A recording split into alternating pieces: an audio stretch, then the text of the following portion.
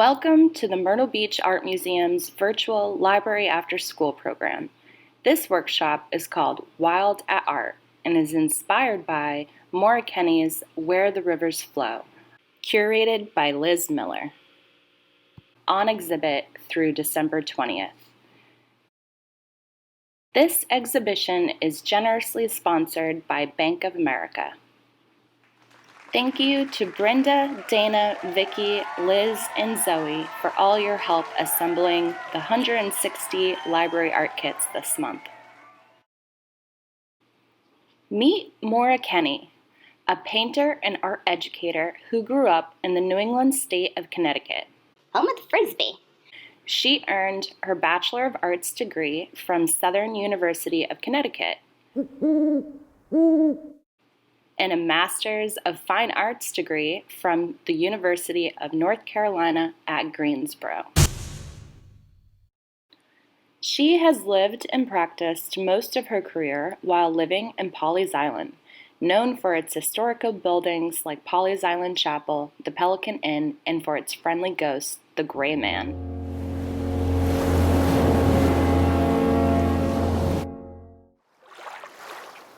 Kenny has investigated and explored the concept of place throughout her painting career. She spends a lot of time on the water, cruising and painting the local river system with her river guide husband, Paul.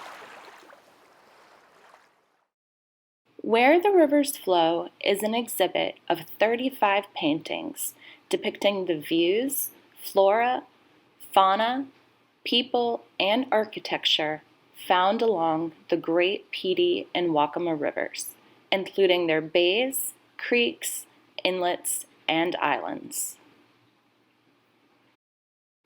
Kenny captures the stunning beauty and bliss of natural low-country life in her sweeping views of inlets at low tide as pickers gather oysters, dramatic stormy cloudscapes over rippled glass-like water, quiet wildlife impressions of alligators resting in the marsh, and majestic riverside architecture that tells stories of our coast's development and past times.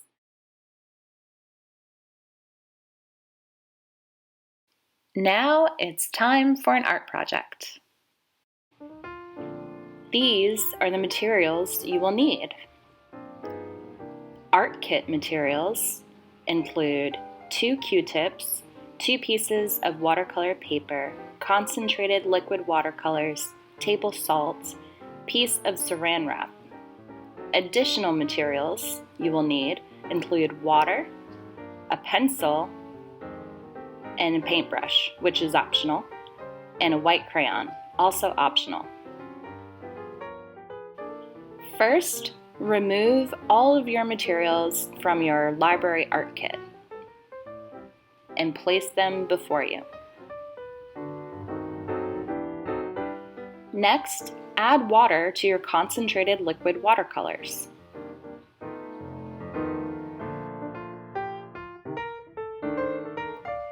After adding water, use a Q-tip or a paintbrush to stir each color.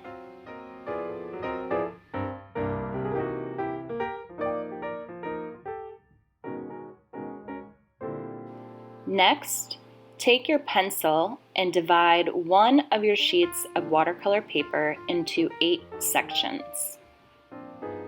I use the other piece of watercolor as a ruler.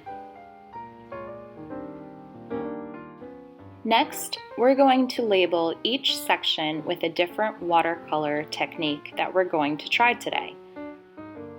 Here are the techniques.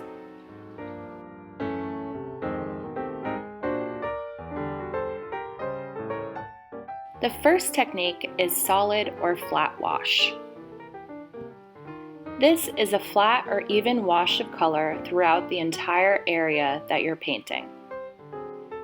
First, choose a color and either using your Q-tip or a paintbrush, paint that section of your paper with an even coat of watercolor. The whole section should be one solid color.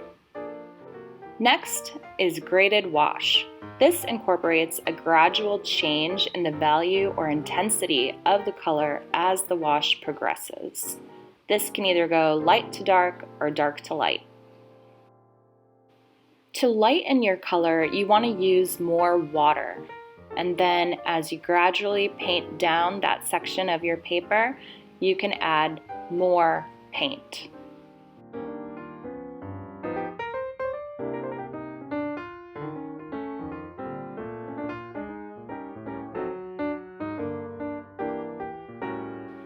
Next, we're going to try wet on wet. This is the technique of applying wet paint to wet paper or wet paint to a fresh wash of paint. First, using a clean paintbrush or a Q-tip, dip it in water and wet that entire section of your paper. Next, choose a color and apply the watercolor to the already wet section of your paper. And you will see that the watercolor comes out a little bit softer than when applied to dry paper.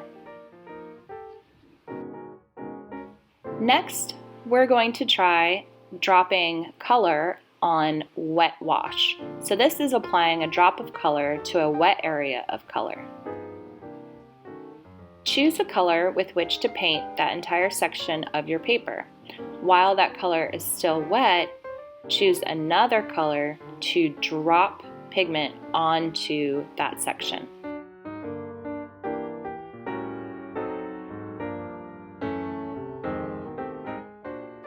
Next, we're going to use salt. Sprinkle a little salt on wet watercolor. As the watercolor dries, the salt crystals suck up pigment, gradually creating a myriad of light star-like shapes. This is one of my favorites.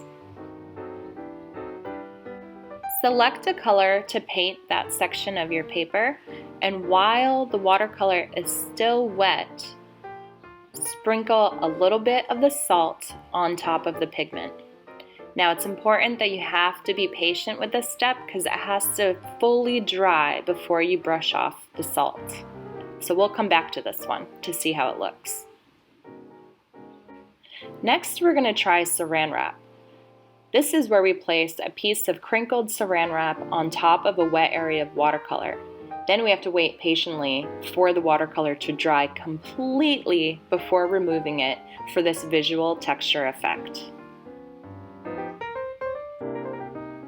First, choose a color with which to paint that entire section of your paper. While the pigment is still wet, take a small piece of the Saran Wrap that came in your art kit and place it on top, kind of crinkled. And now the hard part would be waiting until it's completely dry before removing it. But it is important for it to be completely dry so that you'll be able to see that visual texture. Next, we're going to try Wax Resist. This is where we can use a white crayon or a tapered wax candle to draw on our watercolor paper. Then we apply wet watercolor over the area. The wax resists the water, leaving the white of your paper exposed. So if you have a white crayon, you can take it and draw lines or polka dots or another pattern in that section of your watercolor paper. Then you want to choose a color to apply on top of it, and as you're painting on top of your white crayon, you will see your marks that you made with your crayon. For our last technique, we're going to try splatter. This involves spraying paint onto the paper with a toothbrush or a paintbrush. The farther your brush is from the paper, the wider the area covered. The splatter technique is a little bit more difficult to do with a Q-tip. It's not impossible, but it's definitely easier if you have a paintbrush or a toothbrush. And you can try all different colors for the splatter technique. Now that you know some watercolor techniques, you can use your other sheet of watercolor paper to create your very own mini masterpiece inspired by the work of Maura Kenny. You can take your pencil to sketch out a landscape. You can include perhaps a river or some type of water scene in your landscape. I'm drawing a river. Be sure to draw very, very lightly with your pencil as you're sketching your landscape, so that way if you make any mistakes, it's easily erasable. After you've sketched your landscape with your pencil, use either a paintbrush or your Q-tip to apply color. Try some of the techniques that we went over, but remember that many of those techniques require the paint to be wet, so do some of the techniques as you're painting. I'm going to apply salt and Saran Wrap to my river to give it sort of a textured look.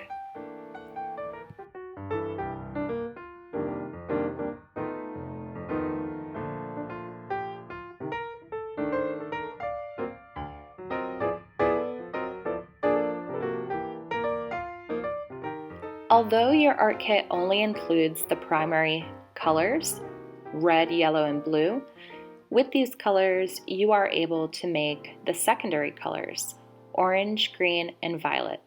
Let's go over color mixing.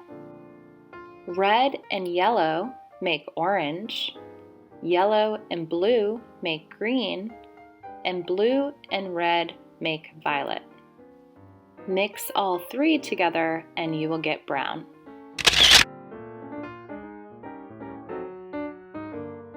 We would love to see your creations. You can share them with us on Instagram or Facebook, either by tagging us or using the hashtag MBArtMuseum.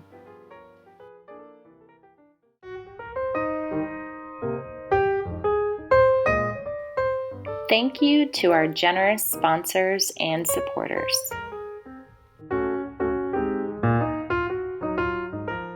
Thank you to our library partners.